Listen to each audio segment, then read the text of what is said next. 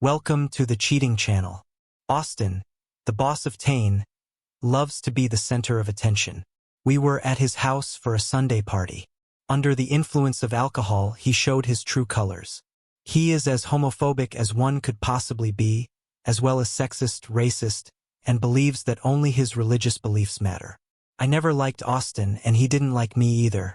His house was decorated for the holidays, overdone both inside and out. I can't imagine his neighbors being thrilled about the crowds of gawkers driving by from sunset to midnight. There were Christmas trees in every room, and mistletoe hanging in every hallway. Under several of them I had already kissed Tane. After watching the football game, I was dreading the presentation of the quarterly awards. Tane thought she was going to get one, so I crossed my fingers, hoping the evening would pass quickly and we could get back home and celebrate it in the nude. To accommodate the crowd of guests, several card tables were set up. At the table in the dining room, Austin had gathered the company's elite, while everyone else sat on folding chairs. Dinner was served buffet style. After dinner, the dessert and drinks disappeared quickly. Austin behaved like his usual nitpicky self.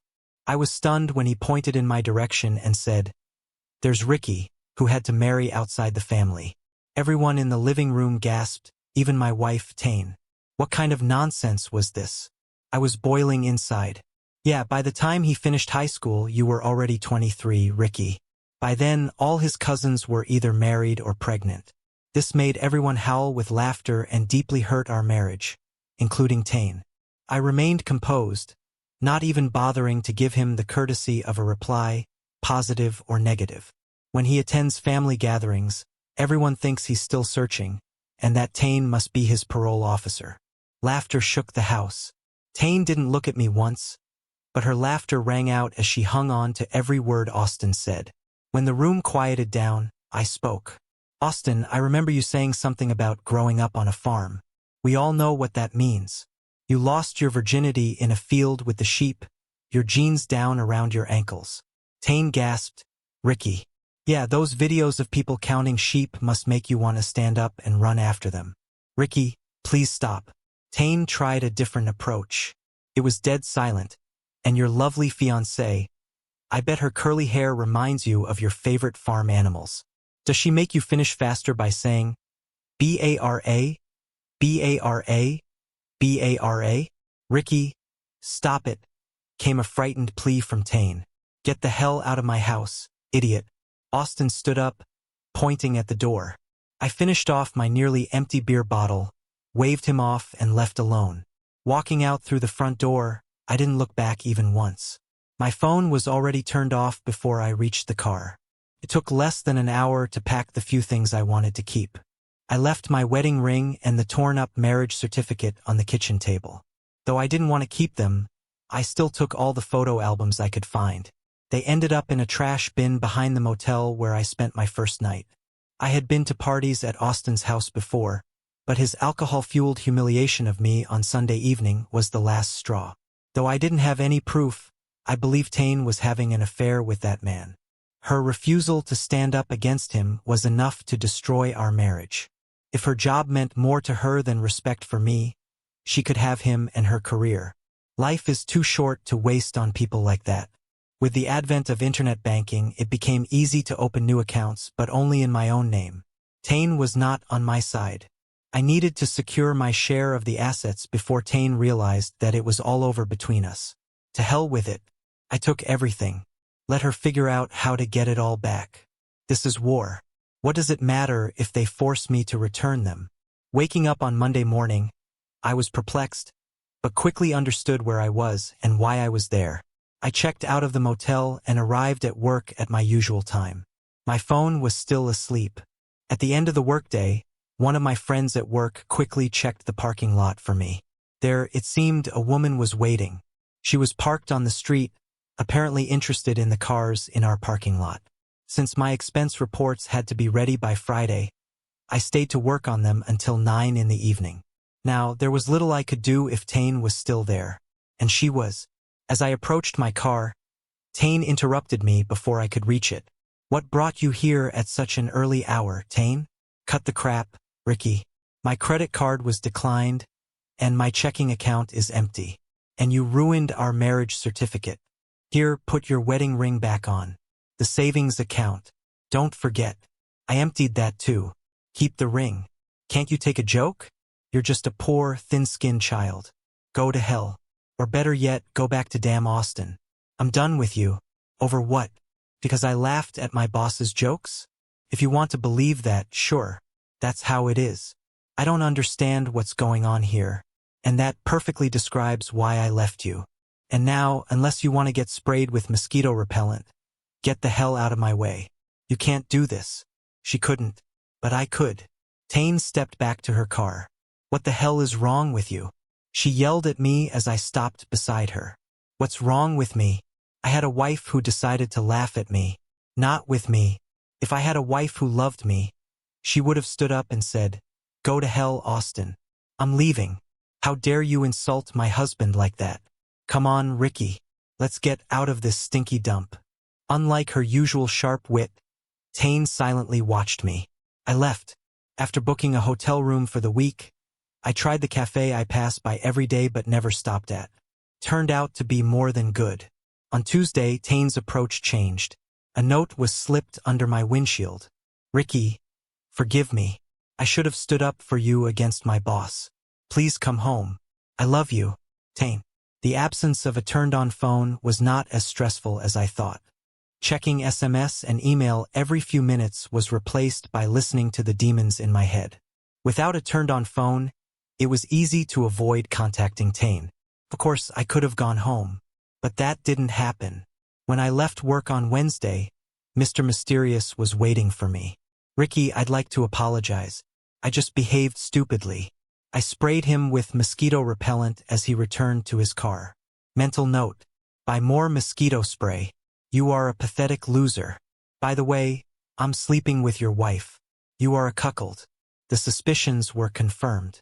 It's a pity I didn't record it on a tape recorder. His wife would have been pleased to hear this confession. On Thursday, Tane returned. She was dressed better than what is suitable for an ordinary workday. "Ricky, please come home. In that outfit, you look like today's company adulteress." "Ricky, I dressed up for you." "I doubt that. Does Austin now share you with others? Did you know he bragged about sleeping with you? If he did, he lied. I was faithful to you. I doubt that too. I don't know you anymore. I don't like you anymore. If you add it all up, I don't love you anymore. It was a 5-year mistake. Don't say that, Ricky. I was faithful to you, and I still love you. Can I show you a video?" "Probably." Tane approached me, playing with her phone. She stopped a meter away from me and lifted the phone. The video was not taken by Tane, but by someone else, and it focused on Tane. "Thank you all for taking a moment from your workday. On Sunday evening, I did something stupid. Something that might cost me my marriage. Many of you were there. So today I want to say, go to hell, Austin. I'm leaving. How dare you insult my husband?" In the video, Tane approached Austin. She brushed him off, spat in his face, then turned and walked away. Notice that I changed clothes. I went home after lunch and changed into this. "I want you to come home. He said he slept with you." That's nonsense. Maybe he wished it, but I believe in my vows, and you'll have to decide who to believe. Well, my colleague accidentally captured this. Right after I sprayed Austin, he turned on his camera. "Do you want to watch this video?" The video showed me walking away from Austin, who by then was leaning against his car, wiping his eyes. It clearly shows Austin telling me that I am a cuckold. "Ricky, that's not true. Burn that bastard. Send this to his wife. I have her email address. What can I do to prove it to you? Ask anyone for proof. There won't be any. I'm willing to take a lie detector test. When was this supposedly supposed to have happened? Help me, Ricky. I don't want to lose you over a false accusation. I know I owe you a lot for my behavior on Sunday evening, but there was never any infidelity on my part. As much as I don't want to think about it, I'm curious why he chose to humiliate me. Is this what you do when you're alone? Mock me?" Tane fought back tears. "I wasn't with him. I don't know why he was bothering you." Tane was choking on her sobs. Part of me wanted to embrace her. I loved her enough to marry her. What if that bastard just wanted revenge for a time I embarrassed him? These emotions clashed with thoughts of what did you expect to hear from her. I still need some time, Tane. I've paid for a week at my hotel. Give me some space. Tears streamed down Tane's cheek. Please come home, Ricky. I love you. Can you still say that you love me? I love you, Tane. I just don't like you right now. Tane looked as if she was about to break down. I opened my arms, and she crashed into me. Would you like to go out for dinner? I'd love to, Ricky. There's a cafe on the corner of 3rd and Highway. Let's meet there. Dinner was somewhat awkward. Tane tried to act as if nothing had happened. I, on the other hand, was bombarded with a million what-if questions. When it was time to leave, I kissed Tane on the forehead, which made her eyes mist over. Ricky, please don't seek comfort from anyone else. You don't need revenge because I have always been faithful to you. I love you. Good night. I love you too, Tane. Be careful on your way. Having returned to my room, I forwarded the video where Austin claims that I am a cuckold to Tane, asking her to send it to Austin's wife. Unsurprisingly, Mr. Jerk was waiting for me after work on Friday. Austin didn't know that security had been alerted and was parked near my car. As I drove into the parking lot, Austin approached me, saying, "You bastard, I have to kill you." Fortunately, Austin only shot pepper spray at me. As I was wiping my eyes, he kicked me in the groin. Thankfully, the kick wasn't strong, but I still fell. He managed another solid hit before 2 security guards apprehended him. The police were called. He was charged not only with assault but also with threatening to kill me. The guards recorded everything on video. Tane left several messages begging me to forgive her, but I still needed time.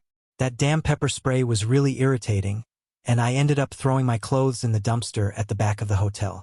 I was glad it was Friday evening, as the only clothes I had were not suitable for work, were dirty, and I didn't want to go home and deal with Tane. On Monday morning, I checked out of the hotel fully intending to return to my home. However, after work, a couple of guys were waiting for me. "Mr. Williams, could you spare us a minute?" I couldn't catch which of them spoke, but I turned to them. "Who are you and why should I talk to you?" The shorter and I assume older one answered. "My name is Eric Brody. I am temporarily replacing Austin. This is James Sanger. He is from our corporate legal department. Last week, your wife resigned, and we would very much like her to reconsider her decision. Our attempts to contact her have been unsuccessful. We were hoping you could shed some light on what led to this." Sitting on the hood of my car, I briefly recounted the past week. I might have glossed over the fact that I sprayed Austin, framing it as a reaction in self-defense. That's what I told the police last Friday. He had no proof, and the video my friend took was after Austin was already on the ground swearing. Sanger tried to speak as if in court. "Listen, Mr. Williams, your wife is not entirely blameless in all this. But regardless of her behavior at work, we really want her to come back to the team. She was the leader of a team in a profitable project whose deadline is rapidly approaching. Could you try to persuade her to return?" "What do you mean by her behavior at work?" Both men looked at each other as if one of them had farted. Sanger tried to save face. "Well, it's well known in the office that she and Austin were overly friendly with each other.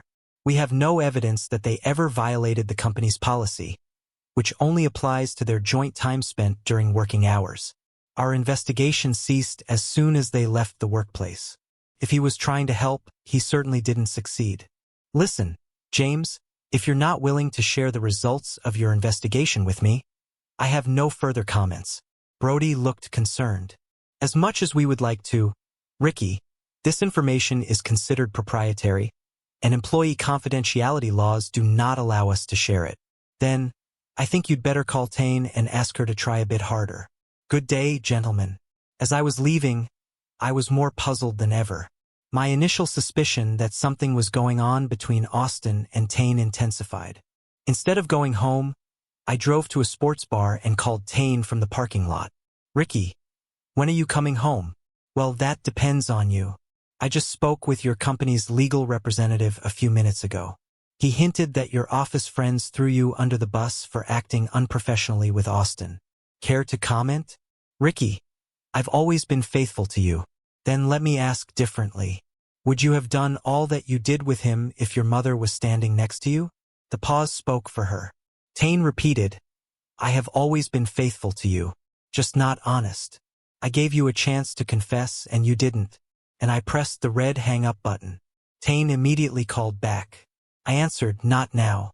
I quickly turned off my phone and drove back to the hotel.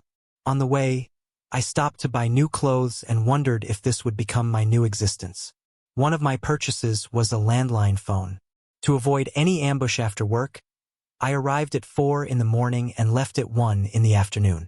My boss was okay with it and even suggested I work remotely a few days a week. Those who needed to contact me now had my phone number. I spent the nights feeling sorry for myself and clearing out mailboxes, emails, and voicemails. Yes, it seemed Tane was hurt, but she clearly hadn't been completely honest with me. The time spent away from Tane was painful. She seemed sincere in claiming she did not cheat. But something was brewing. Sooner or later, I would have to talk to her. Around 1 in the afternoon, as I was leaving work, I was called to the reception. Are you Ricky Williams? Asked a woman dressed casually. Yes. How can I help you? I'm here to deliver this envelope to you. Have a good day. Taking it to my car, I wondered if Tane had filed for divorce. I was wrong. Inside was the result of a lie detector test and a signed postnuptial agreement. I went through the lie detector results line by line. I went online to check if the company was legitimate. Turned out to be so. Have you had any kind of sexual relationship with anyone other than your husband since you started living exclusively together? True. Have you had an emotional affair during the same period? Yes. True. Only with one person? Yes. True. Did you arrange meetings that your husband would not approve of? Yes. True. Did you receive gifts that you should have refused? Yes. True. Is this still ongoing? True. Do you love your husband? Yes. True. There were many other basic questions, but my suspicions were confirmed. What now? I turned my phone back on and invited Tane to dinner at a cafe.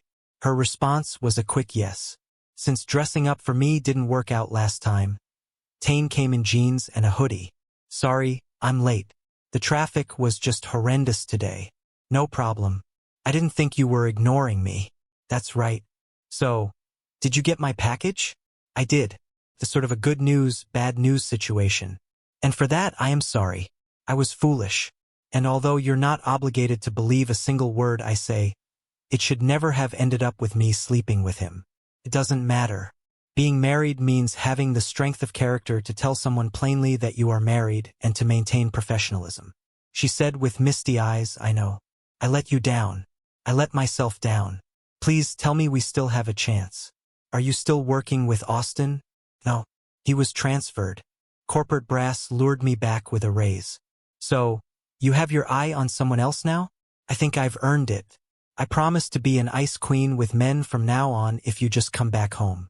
If I find out anything you haven't told me about your indiscretion, I will divorce you. Read the prenup.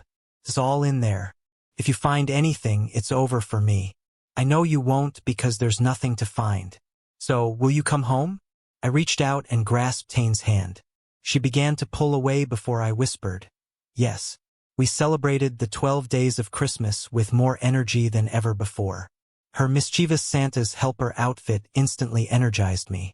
Santa Claus has never ridden so stylishly.